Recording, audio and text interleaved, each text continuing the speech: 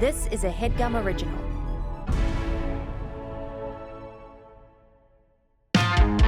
Jake and Amir, two Jews that you can't forget. In 2010, they were big on the internet. And all things considered, their success is more than fair. Now here's one more effort for only positive motivations, they swear.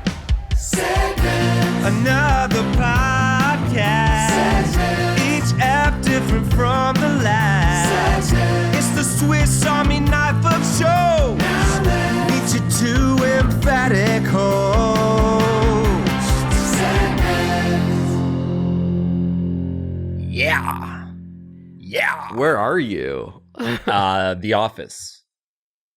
I'm at the office. But you've never recorded in that room before. I have recorded in this room before. Oh, interesting. But I'm a man without a home. Well, I'm a man with 3 homes. I'm a man with several houses that I record at, I guess. A lot of options. A lot of options, all bad, really. Because we've got the studio next door, and that's kind of a really small desk zone that's really crowded. I can't really set anything up. We've got this room, right, which is just a little cold and sad and just not fun to be in. We've got the call room in the other room, which is not soundproof like at all. Not bueno for audio or video. Right. And then if you're listening or watching, it's bad. We've got my office, which I go to every once in a while. But that's all the way in. That's the one with the ship in the background. Yeah. That's the sweet spot. I like being there, but it's hard to get to. And then you got your basements. Your basement. Oh, your yeah. parents' basement. Right. Then I have 2 basements. God, how awful when I think about it like that. Just, I'm a vagabond, a vagapod. You think if we run a podcast network, we'd have a studio of our own? Mm-hmm. Yeah. You would think that. But that's not the case. Yeah. No, it's not. It's this it's our is own, more our roots. Yeah, it's our own fault, I think. This is the classic run and gun style bootleg journalism that we've been doing for 20 years almost. Yeah, it's guerrilla podcasting is what it is. Did you start at College Humor in 2005 or 2006? 2006. Okay, so I started in 2005. We're coming up on the 20-year anniversary of these things. It's going to be 2025 soon. Yeah, that's crazy. That is crazy. Basically almost half of our lives. More than half of your life. Yeah, isn't that true? Huh. Oh, whoa. Well, no, wait, not yet. I was 21 when I started College Humor. Okay. I just turned 21. Well, close. Yeah. Very close. Actually, this is a kind of a good segue into one of our first segments, which is dissecting, looking into my old live journal. Yes. You were a prolific writer, a blogger, as it were. I was a vlogger. I was a blogger. I was a Zanga haver, live journal / dead journal maker. And what do they say when you have writer's block? When you're like, I don't feel like writing. I don't know how to get started. They tell you to write anyway. You just have to write through your fucking stream of consciousness. Which is something that you were practicing on July 28th, 2003 at 12:54 a.m. That is wow. That is burning the midnight oil for sure. When you write, I'm feeling not funny right now, but let's give it a whirl and see where it takes us. I saw Pirates of the Caribbean today, and I still don't know how many R's and how many B's are in the damn word Caribbean. As for the plot, it really was as good as people say it is. When I saw the preview, I was thinking more like, shit, maybe I should get popcorn. I mean, this preview is almost over. And hey, is that a pirate? Okay. I don't fully... Did you like it then? I think I liked the movie. Yeah. But I don't know what I was trying to say. With the preview thing. Very much stream of consciousness. The next paragraph begins. I've created one super word that contains all the vowels. I-E-I-E-O and some shit times Y. And sometimes Y. I see. And the word is I-E-I-E-O and sometimes Y. All one word. I see. Yeah. And then new line, new thoughts. I've said it before and I'll say it again. Chex Mix could not get any better even if it came with blowjobs instead of rye chips. Okay. I like that. Yeah. I really like that one. Then you say, I think Snoop Dogg said it best when he uttered X marks the spot, nah, X spots the marks. Damn, Snoop Dizzles, you mold the English language as if it were your private silly putty collection. Shakespeare is sitting in hell right now thinking, damn, that's a good one. Hamlet was fine, but King Lear could have used some shit like that. Hey, Marlowe, write me another play. Okay. Let's set the stage a little bit. Yeah, please. Instead of just continuing on. Yeah. Okay. So set the stage. Yeah. Well, 2003, I'm in college, sort of trying comedy writing for fun, seeing what happens. I think I'm a funny guy, but you need to actually prove it to yourself. Mm-hmm. I'm not really doing that anywhere, maybe occasionally for college humor, but like I got more thoughts than like an occasionally weekly article. Right. I got to get it on the page. And there is no Twitter yet. The only place you can be funny is LiveJournal. You're like, I need to post my random music, my humorous music online. Yes. This is pre-Twitter, pre-Facebook, pre-YouTube, Vimeo. Yeah. I can't make stuff and share it. You got to just blog and it it's out. a shame. Did you ever have a live journal? No, I did not. But it's a shame that you didn't have a Twitter for this gem. The inventor of the tab key must have been pretty lazy of a man. His thought processes must have been pressing spacebar 5 times just isn't going to cut it. I should really just invent a, hey, is that a pirate? So tying it back to the Pirates of the Caribbean. Pirates of the Caribbean. Yeah, I'm still watching the trailer. Mm-hmm. That is interesting. So, a lot of half-baked thoughts, a lot of like, I think I'm funny and I'm going to sort of write in a free-flowing fashion. And I do remember writing and like hoping people would read it and comment and like responding to the comments. I think the comments are actually still in there as part of the live journal. Wow, they are. Live journal. 5 comments, They kept everything up. Yeah. All right, let's see. It's a pretty interesting, like, unearthed artifact because it's not like an old cached page. It's like this website still exists and the comments are still there. Yeah. There's like a 5-paragraph comment. Yeah. I saw the Pirates of the Caribbean. Crap, I don't think I spelled it correctly either. But I thought that Johnny Depp didn't always act so piratey. He acted more drunk than anything. I felt you could only tell him apart from being all piratey and drunk when he was drinking the rum on the beach and he hit on the girl. That was about it. And then you responded. J. Depp was trying to act like a British rock star, he said in an interview. So he was going for Keith Richards. I still think his character was cool. Yo-ho. I mean, talking to strangers on the internet, this is like in 2003 was very kind of novel and exciting. Like there was just like random chat rooms. Yeah. And that's it. Like, I don't know how anybody even found my live journal. Maybe it was linked through my college humor profile or something. So it's like, this is my weekly article. But if you want more, the unfettered access to every single thought, you can read it here and write your own comments and I'll reply to them as much as possible. Yeah, it was the Wild West. I remember actually when we started our Tumblr, we're like, I think, the first Jake and Amir website, you were like, let's make a website and put all the Jake and Amir videos on there. And we put them on a Tumblr, and there was like a button where you can add comments onto Tumblr. It was like some kind of integration. They weren't like baked in. You had to like, couldn't, commenting wasn't part of Tumblr. It was like almost like a wall where it's like video and I'll just repost the video. Picture, you could repost the picture, and then it's like if you want comments you got to use this third party app called like Commently, and then try to figure out how to bake it into the code of the Tumblr itself. There were so many of those fun little like before single companies just kind of bought everything and became all of the stuff. There was like we had friends that worked at like Group Me because there wasn't group text messaging. So there was just like a fun little app. That whole thing was group text messaging. And all of these that didn't exist yet. Right. All the tech giants just saw all of the cool stuff and they're like, oh, good. Yes. We'll build it ourselves and run you all out of business. But there was, I forget. But this was before all that. Yeah. Well, I don't remember the name of the comment thing, but we installed it onto our Tumblr, and I remember like starting to read comments, being like, "This is so insane. Why are people feedback Yeah. about our videos? Why do they like I it?" guess it's crazy enough to work. Yeah. Yeah. Leave what your comments are on this. Like, keep in mind the post is just like my diary, and people are commenting on my diary. But Yeah. I liked it because it meant people were reading it. But like, I couldn't see how many people were reading it because that's another thing you had to install that I couldn't figure out, like web counters. Yeah. I'm trying to like parse out another one of these entries. It's really, I'm just going to read it because I don't know if it's hard to like, just give a snippet because they're all so scatterbrained. They're all over the place. You have ADHD. Well, I was 20. Yeah. I was 20 when I made it, and like 23 when we started Jake and Amir, and 41 now. So I'm closer to your child's age than my age. That's now. crazy.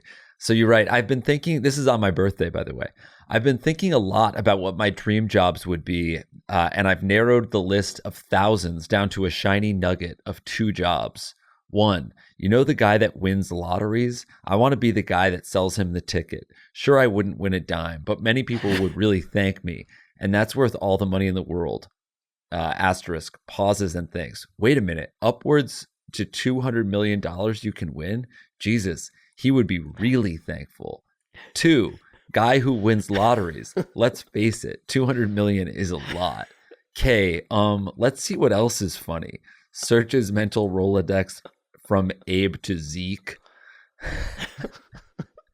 You're publishing like the writing process. You're like, you're just frantically typing anything. I'm thinking of something funny. Here it is. That's what I said. There was no edit. You just like wrote this, posted. This is the vomit draft. Yeah. But it's just public. Yeah. Wow. K, next mental experiment. Percent stuff. You know how on away messages, if you type %N, it'll insert the person's screen name? No, you didn't? Yeah. Well, it's true. So here's some other percent stuff AOL should implement. Yeah. A lot of my comedy back then was away message based. So like I would make video away messages, right? Funny away messages. That was like the all origin. About the away messages. Wasn't that like the origin of you making online videos too? Like video away messages was like, I thought that was almost like a URL that you had. Yeah. Yes, it is. It was. Video away messages were videos I made that you could put in your away message. Basically, if you're on AIM and you're not at your computer, you could put in like, hey, I'm playing tennis, and then a link to a video of me doing something silly playing tennis. That's kind of a way to try to get people to put their away messages as videos I made. That was inventive. That was creative. You were working within the medium of the internet. Which actually brings me to this entry, which is heartwarming. You write, this really has dwindled down to a shiny dented nub of a journal. I thought the new design for Being Famous, which was your old blog, would be up and the transition to the daily writings on that page would be seamless. However, the best laid plans are often not coming true. Yeah. So anyways. I quit comedy. And this is also your the title for this. Is it worth it? Let me work it. And your mood, which you do often, you write. It's a face with just the line for the smile, and it's okay. Sad. So it's you're feeling pensive. Maybe you're longing because you write. So, anyways, we shot about 2.5 videos over the weekend. One of which should be good. The other is still risky, and the half is so risky we might not even finish it. As always, the final edition and the mental initial edition are often too different. However, I would like to make these little videos for a living. So these are the way I have figured out how to make a career out of making short videos. I see. So these are the ways that I've figured out how to make a career out of making short videos, and you have a list of ideas. 1, make short videos and compile them into a feature film that America loves. Sounds easy, and I would get millions of dollars for some reason. Okay. 2, make short videos and win the lottery for some reason. 3. Yeah, I was really into winning the lottery at that time. it seems. Yeah, you loved getting rich Half quick. of my ideas were lottery based. Make short videos for a website that grows in such popularity that I'm forced to travel the country showing film festivals and talking before and after them while signing autographs for orphans without parents, as well as redundant phrases that repeat ideas. Wow. 4. That's not too untrue from what actually happened. Mostly what happened. 4, make a DVD of funny videos and sell it for $900 a piece. It would only take 1,000 sales for me to become a millionaire. 5, double up. 6, find a really rich old man, sleep with him, and videotape that. Then sell the tape as smut porn and include wacky videos in there. Then I become a cult classic. Plus the money that I steal from the old man, I can buy a cool DV cam. Which also kind of happened. I don't know if I ever told you that, but I ended up sleeping with an old man. Yeah, and making silly videos for it. But these are the videos that I'm talking about are before College Humor. Right. These were in 2003. Were these videos that you were making with Pavla? Yeah, there were videos that I was making in college with my roommates Ofer and Pavla. We were just set TV theme songs to funny actings during those songs, I guess. So it's like, here's the DuckTales theme song, and I'm making jokes about getting blowjobs in a bathroom. Or here's the Full House theme song, and it's funny because I look to the camera and smile, but I'm covered in blood, or something like that. Yeah. That's solid. I remember those videos, actually. I thought they were good. Right. Well, maybe they were at the time, but then I would actually sell those CDs of like the videos that you can have it as like a CD-ROM. Wow. And then that sort of became the video away messages. That became like the snippets, the short videos that I made every day. And that's what made me want to do like Jake and Amir style videos. So it did sort of lead, even though it was bad, it did lead to something that actually led to something. Yeah. And that's essentially the Jake and Amir short videos made us go on the national tour where we were sleeping with all those old men. It was back then there was no podcasting or live shows, so I just imagined the greatest thing possible is to do film festivals. Yeah. I mean, if you had known everything that the world could be, then you basically would have the job that you were dreaming of as a college student. Right. It just didn't exist. So you were like, I'll make short videos, compile them, and go on tour to film festivals. But instead, we made short videos and went on tour just to talk without having to really show the videos. And while these individual videos and blog posts or whatever aren't great, it still is a good lesson to like do as much stuff as possible, get it out there as much as possible early on while it's not good, doing it for free, in hopes that it leads to something a little bit better by the time you are ready to like have a job doing that. Yeah, it's kind of crazy because it's harder than ever, but also easier than ever. Because like you can kind of make funny TikToks and Instagram videos and like just pray to God that the algorithm serves them to 1 million people. Not unlike winning the lottery, actually. Yeah, or sleeping with an old guy at a film festival. Yeah, but it's harder to just like put this stuff, like before you had these like, you know, large groups of people on the internet like waiting for content. You would just have to put it out on LiveJournal and be like, I hope people find this somehow and talk about it at the bars with their friends, and then they'll visit my website. And then like I remember like College Humor will link to it. And then when they link to it, 80,000 people will see it. Right. I feel like I remember like 300 people going to watch like a Jake and Amir video on Vimeo and us being like, holy shit, this is insane. That's more than a film festival. Yeah. that could fill the film forum. I was gonna say that if I was 20 today, I would definitely be doing TikToks. Like that's what I wanted to be doing, but the infrastructure didn't exist. Well, you're 42 and doing TikToks. Yeah, exactly. So that's proof enough. All right, that's a solid walk through memory lane. And don't read anything else because it gets really, really offensive. I think I end up shooting that porn I was. Yeah, right. Yeah, it's still up there.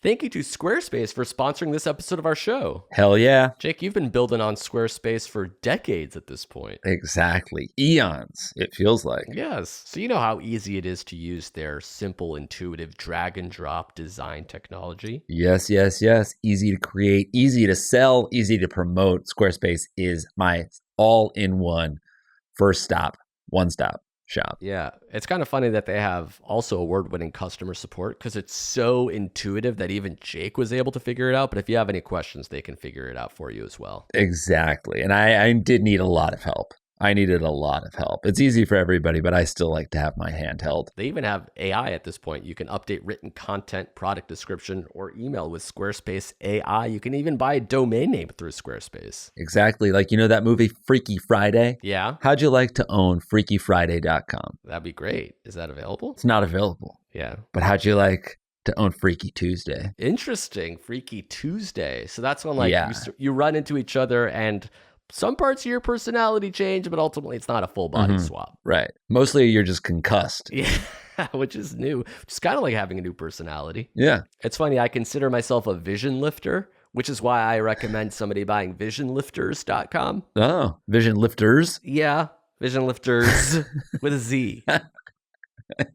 And not where you think. And it's not biz with a Z. So if you're looking to buy a domain name for yourself or for a loved one, build a store, an online portfolio, the greatest way to do that is to head to squarespace.com for a free trial. And when you're ready to launch, just use that coupon code segments to save 10% off your first purchase of a website or domain. Hell yeah. So again, you go to squarespace.com/segments. You save 10% off your first purchase and then use the coupon code segments when you're ready to launch that free trial. Enjoy. Thank you, Squarespace. Jake, football season is in full swing. Yeah, dude, I know. I watched my beloved Buffalo Bills last weekend. That's why I am excited to talk to you guys about the new DraftKings Pick 6 app, which lets you put your money where your mouth is. If you think a QB is going to throw more than 300 yards or perhaps a receiver will grab a touchdown, hint, hint. Yeah.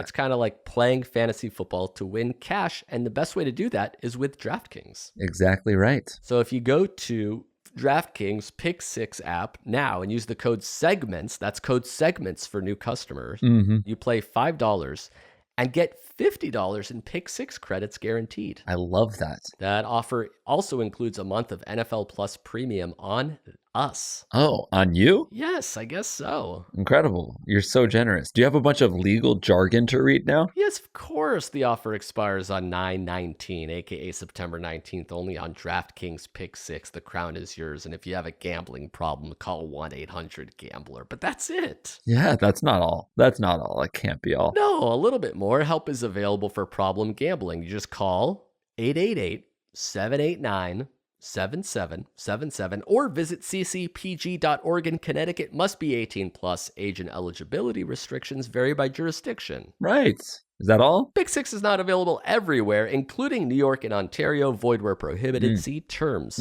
at pick6.draftkings.com/promos. One per new customer. Reward issued at $50 in non-withdrawable Pick 6 credits that expire in 6 months. NFL Plus Premium offer available only to new and former NFL Plus subscribers. Additional NFL Plus Premium terms at nfl.com/terms. That was easy. Funny. All right, we're back. I guess we never technically introduced this podcast, but it's segments still. Yeah, exactly. Also, I got to do a quick shout out to my buddy Al Galil, your buddy as well. Is doing a Kickstarter for a short film, and I told him I'd promote it on pod. Okay, here we go. So now's the time. Go to Kickstarter.com, search Al Jalil, Jalil, and you'll find his Kickstarter, and you can support him just like he's supported us.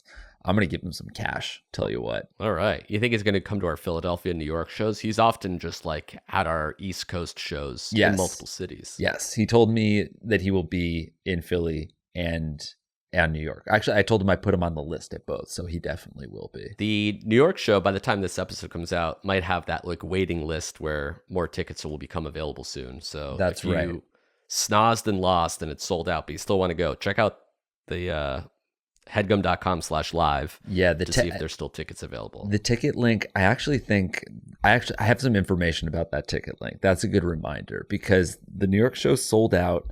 But on September 20th at the ticket link. Is that what it is? Yeah, September 20th, they're actually going to release a bunch more of their like standby tickets. So you can win the lottery just like Amir dreamt of as a tween. As a 19.5-year-old. And then the Philadelphia show still has tickets available. Exactly correct. Okay, so we've seen a bunch of Amir's old writing, but it's time to experience how far you've come. I have come up with 3 pretty unique writing prompts that I'm going to give you. And then okay. you're gonna basically continue this story from my leaping off point. Ideally in kind of like a 3-act structure, but it's a creative exercise for you. So you'll just take this and run. Should I fire up the live journal or we could just do this verbally? Yeah, dust that thing off. I think you could post on live journal. Still have the password around here. Bob Rooney. I wonder if livejournal.com still exists. Like, are people still using live journals? I feel like it must still exist in some capacity, right? Right, because the website is still up. Okay, here's the writing prompt. Prompt number 1. Zap!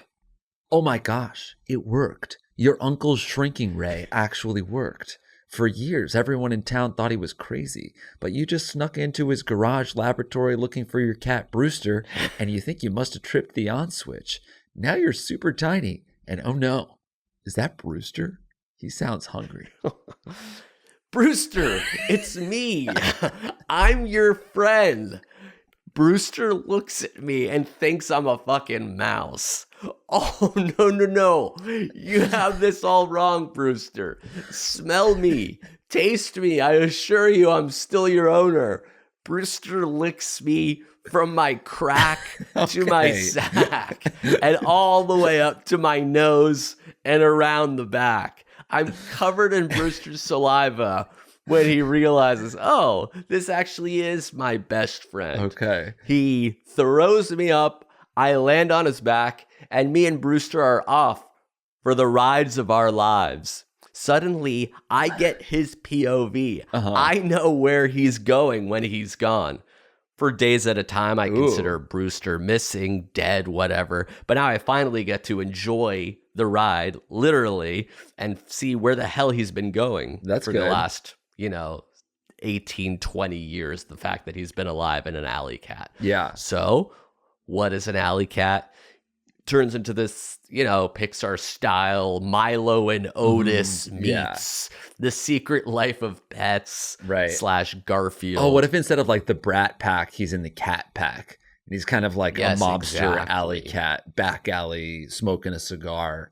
Like a Hitman Heathcliff. That's good. Hitman Heathcliff. And then I do end up realizing that when cats interact when no humans are around, they talk to each other. Whoa. It's like, hey, are we alone? And he's like, yeah. He's like, okay, great. I can't let any human know that we can actually talk. No, good. That would totally ruin everything. Yeah. But yeah, he doesn't know I'm hidden in his fur. Right. I love that this is almost not that much about the shrinking ray anymore. It's mostly about how cats can speak. So what do you learn once you've infiltrated Brewster's friend crew, cat crew? Yeah, it's mostly like a Sopranos or Wire style show, but instead of money, all they're obsessed with is fish, getting tuna, getting sardines, getting ham, getting fed, sort of bribing deli owners. It's kind of like sleeping with the fishes is actually really good for them. They want that. Yes, exactly. I'm going to make you sleep with the fishes. Please. That's considered yeah. Can you imagine being surrounded by fish? And then I'm like, guys, I can help you do that. I'm a fucking person. I know how these things work. So together with the cats, we can lead our best lives. Meanwhile, I'm missing. So my entire family is incredibly distraught. Yeah. But I'm like, you know what? I think I appreciate this new life of my own. I'm having fun with the cats. I'm sort of sleeping with the fishes, but that's considered a good thing for me. Sort of using a crispy rice tuna roll as a bed. That's really good. And you mentioned early on that Brewster licked your crack and your sack. So I was curious about how you wanted to cover that. Yeah, video-wise or story-wise? Story-wise, video-wise, even if it's animated, how much of the cat eating your ass, like the feline rimming, are we seeing? Yeah, I'm suffocated at first with his saliva. It's thick, viscous, wet, and sticky. The equivalent of running through one of those Krispy Kreme glazed waterfalls. Yeah. I can't believe how much thick, sticky cat saliva I'm covered in. Okay. It's disgusting. But we never get back to it. Yeah. It's never paid off. It's never addressed. It's Chekhov's cat saliva. It simply is there. Okay, let's move on to your second prompt.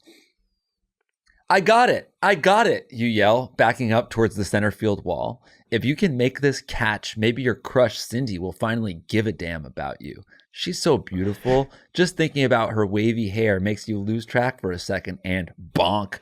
The ball knocks you out cold. You come to, wishing you were dead to save you from the embarrassment, but the field is empty. It's dusk. No one is here, except for a flying saucer. And is that a little green man standing on the pitcher's mound?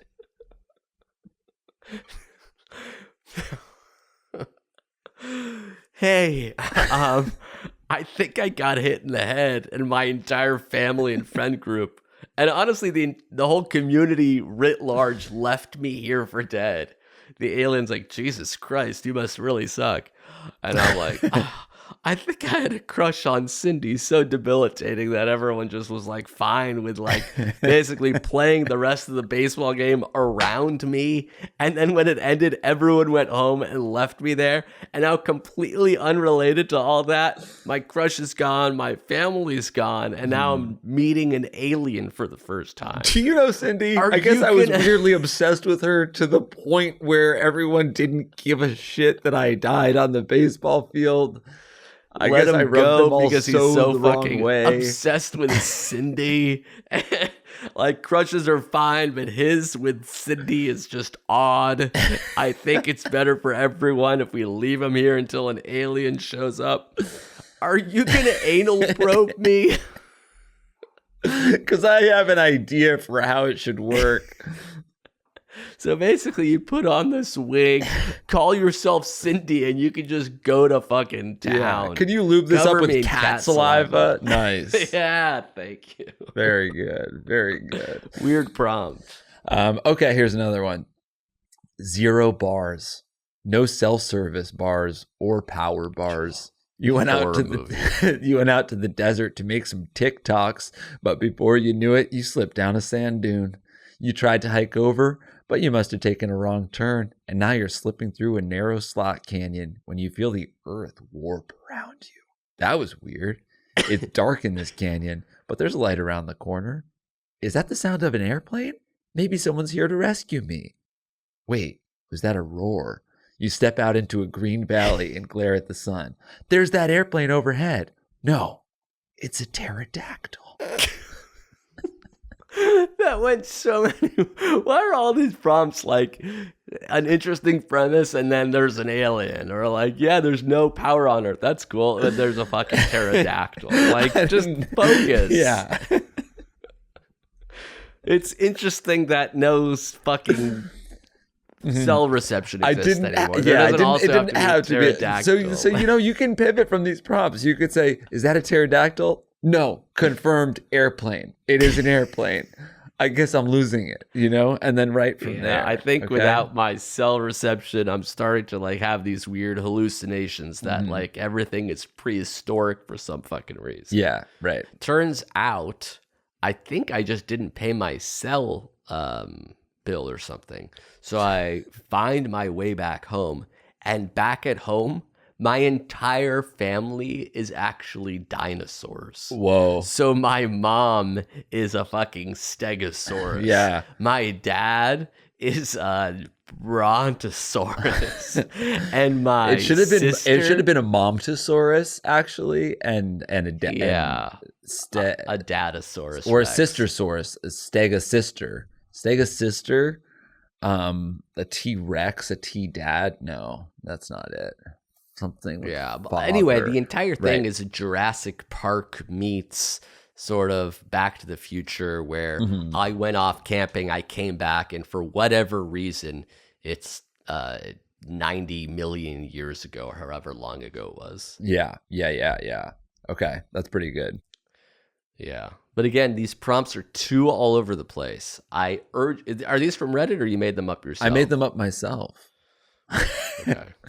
So easy with the critiques. You can't I'm sorry. I thought they were don't just talk sort about of them being bad if Chat GPT, AI. They're not.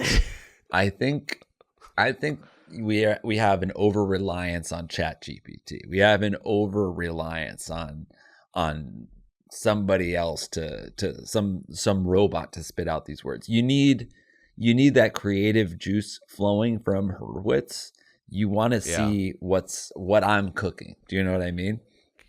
Well, you have to use ChatGPT not as a crutch, but as a tool. We have to use AI to enhance our ideas. How about this for a prompt? This one I'm freestyling because I wrote 3. Okay, but here now that I've gotten your feedback about there just being too many left turns, aliens, dinosaurs, yada yada. Yes. Okay. Yes. You say, okay, all right. The dang knot won't come untied, you mutter as the TSA agent looks at you trying to get your Converse off. Move along, he says. Finally, you yank your shoe off with the sock and put it next to your luggage. But where's your luggage tag? Just then, the alarm goes off. They open the luggage tag. It's cash and guns. The TSA agent points at you and says, "Don't move a muscle." This is the tag? Yeah, this is the tag. Don't move a muscle. That's where the story begins. I swear to God, this is a fucking sting operation. I packed my bags this morning. It was filled with clothes. I don't know what the hell is going on. I think I'm being set up or framed in some way. Mm-hmm. And then? TSA guy goes, "Yeah, I've heard that one before. Walk this way." I start walking. Suddenly my shoe explodes. Oh my God, it's finally, we figured out a way to have a shoe explode. All these people who have been taking their shoes off saying, the shoe bombs don't actually exist. It's finally justified. We can finally get to the bottom of this. My other shoe explodes. The suitcase filled with cash is also on fire. For whatever reason, somebody out there wants to set me up and I have no idea why. Shoes are off. I take off in a dead sprint outside the airport, and I see a bunch of people laughing at me. Oh my God, I'm being fucking pranked. This whole thing is a hidden camera game show or something. Right. But why? Why am I the butt? Why am I the mark? What did I do to deserve this? So then I spend the rest of the Act 1 figuring out why I'm the sort of why you're getting Truman showed. Yeah, what the hell did I do? I guess it's because it's a lifetime of me pranking other people. They're finally getting me back. But if successful, they could have gotten me arrested. Yeah. That's not funny at all. And then you go home and you're kind of like searching for comfort with your cat, Brewster. But Brewster wanders into the garage and you go in after him. You say, "Brewster, I really need a hug right now." And zap. Oh my gosh, it worked. Your uncle's shrinking ray actually worked. For years, everyone in town thought he was crazy. No, I think you're Oh my God, I'm on an alien spaceship. I'm not just small, I'm in space. What the hell? Is that a fucking pterodactyl? Get out of the way! There's dinosaurs out here. I'm tiny and the fucking subject of an international spy ring, too. Wow, it's perfect. They could all be combined. This is when movies start to spiral off. It's like, we got to focus on one thing. Right. And one thing only. Yeah, pterodactyls. All right, my brain hurts. I can't brainstorm anymore. For sure. For sure. I think my nose is going to bleed, actually. Oh, shit. Oh, fuck. Oh, my God. Let's take a break. Oh, my God. quick note to let y'all know that we're conducting an audience survey at gum.fm/segments. And we want to hear from you guys to keep making content you love. Exactly. It's a survey that lets us know what you think about the ad experience. But in order to do that, we need to know a little bit more about you, our audience. The survey is quick, easy, and free. To support segments, it'll take 2 minutes, and you'll be helping us a lot by taking it. It's at gum.fm/segments to fill out the audience survey. That's right. So if you've been talking about the ads somewhere else online, now is your chance to make your voice heard, folks. Take this survey and we will read the results. It's gum.fm/segments. Cool. Sorry, I have to spell it out for some people. Yeah, you do. Okay, we're back. Hey. Recording this on Thursday, coming out on Monday. But fresh in our mind now is the debate that happened on Tuesday. Yes, Tuesday, the Tuesday night presidential debate. I was undecided in Pennsylvania, so a super important viewer for that demographic. And I think I'm starting to see how the candidates differ, but I need more policy information. Yeah. Like, I still don't know where they land on long-term capital gains in order to make a fully informed decision. What do you think? Yeah, I thought they both had really good, they were strong candidates on both sides. It's tough to choose. I'm the rare undecided who actually loves them both. Honestly, we can't go wrong. You either vote with your heart or your head. Yeah, it's an election where most people, like, you know, they hate one side, they hate the other, or sometimes they love someone, love the other, or maybe they hate both and they're like, I'm undecided. Me, I think they're both perfect. I'm like, so like either way, you're good to go. Yeah, I thought the guy that said everybody's eating dogs is pretty good. I did laugh a lot when the moderators, with a straight face, were like, just wanted to point out it is illegal in all 50 states to execute a baby. Okay, Kamala, you said about the Middle East. Just like so casually. Real quick, there are no reports about Haitian immigrants eating a dog. Now, Trump, on January 6th. It's crazy. I don't even, like, it is kind of, it's all useless. Everybody knows who everybody is at this point. I guess. Yeah, if you like one person or another, you think that they quote unquote won the debate. Right. And the only real reason to watch was like to see what the disaster was, or to be like, did my candidate like beat up the other guy enough?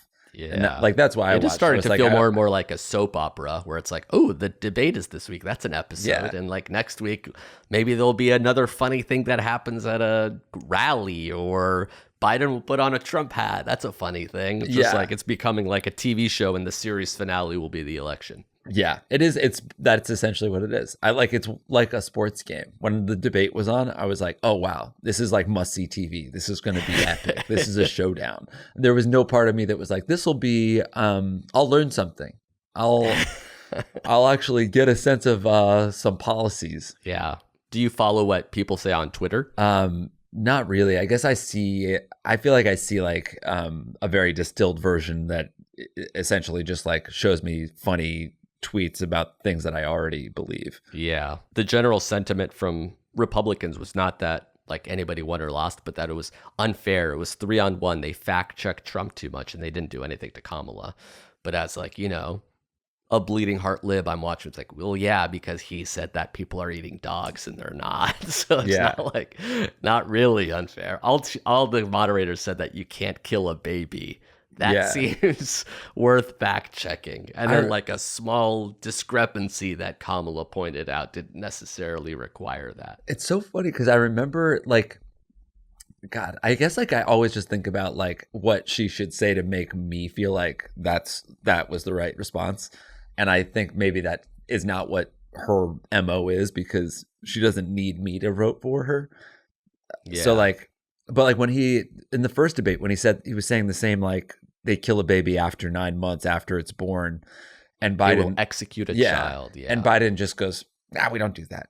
I was like, that sounds so like, why are you just being like, I want to just look at him and be like, all right, sorry, can you just, so you think that this happens and you're quoting the former governor of West Virginia that said that? Yeah. Are you stupid? Like, why doesn't this is crazy? Yeah. Right? This is crazy. Do you hear what he said? I wanted her to make fun of the crowd sizes more because she did it once and he sort of spiraled.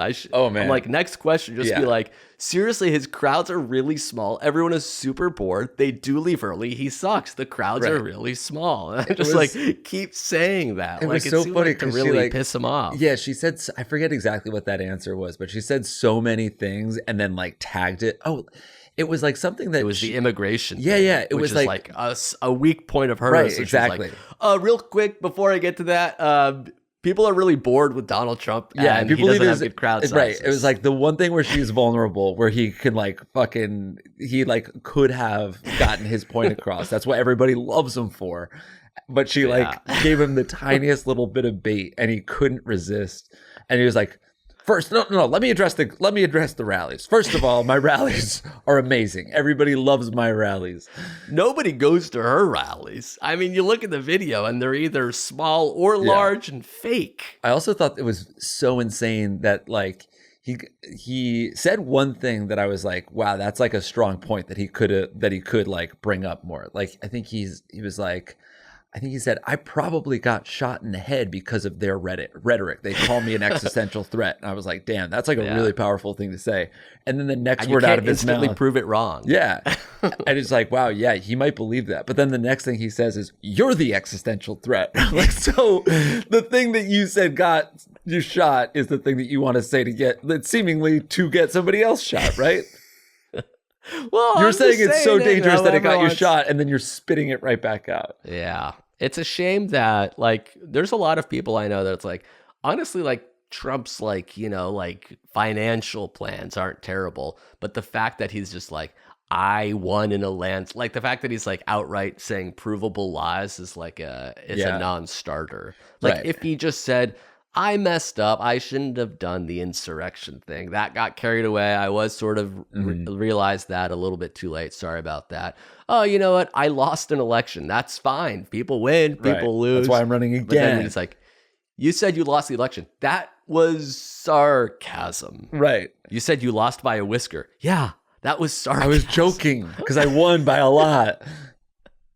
Like, it's okay. You can admit that you lost. If anything, it would endear you to, like, more people. Like, people who think that you actually won and that it was rigged, like, they're going to vote for you. You don't have to lie to them anymore. Yeah. You can say anything and they find a way to like it.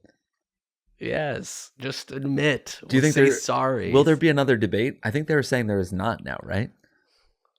Yeah, I mean, I guess there's either going to be one more or no more, depending on who's desperate. But like he's out on debates that are on neutral ground because he considers it a 3-on-1. Right. This one didn't necessarily move the needle for him, so there's not really a reason for him to do it again. What about the VP debates? I guess debates? you would do another one. That's what I want to see. Yeah, there should be one of those, but it'll just be the same thing. No, yeah, of course. But I want to see Walls and Vance go toe to toe.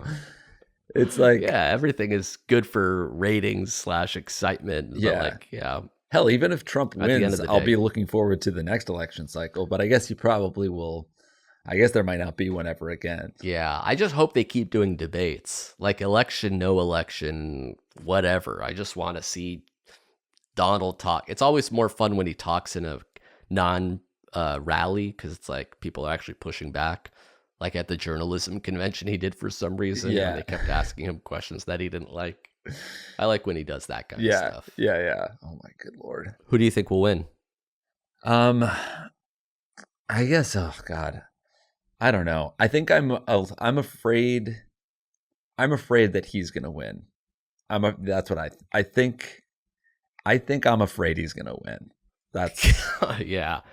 It definitely seems like this is his low point and he's still kind of leading. So I'm like, I guess he'll just win. Like this is like he did poorly and then Taylor Swift nominated Kamala and then it's like, all right, Trump is still now just only a slight favorite. I'm like, okay, so the worst that it gets for him is he's still a slight favorite. Yeah. And I just have PTSD from the Hillary thing. Like enough Right. people will just vote for him just because they want change and they don't want to vote for a lady, and Yeah. they'll probably win.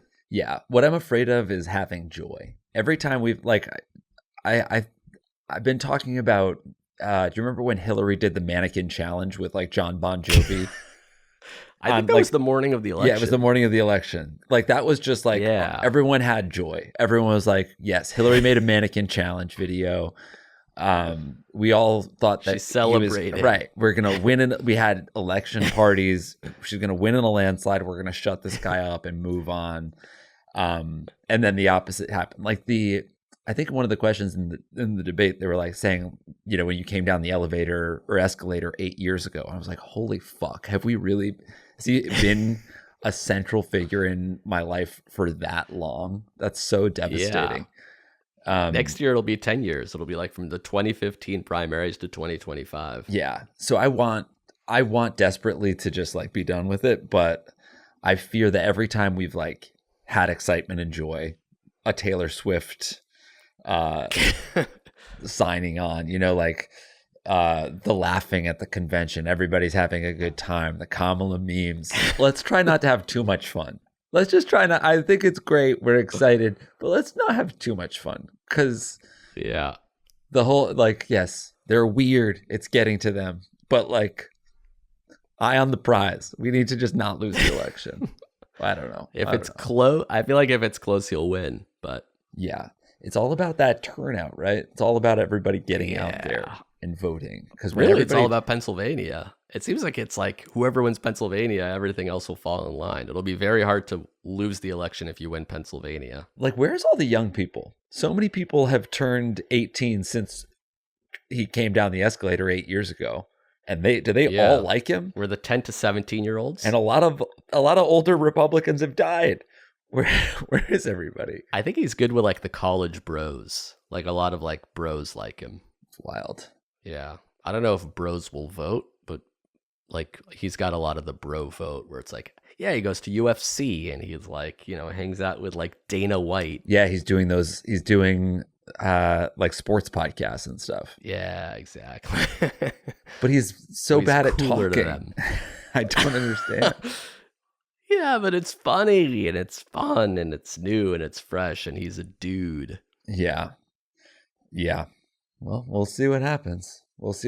As of now, Kamala's a slight betting favorite, so that's got to count for something. That's huge. You gonna put any money on it? Betting website that I look.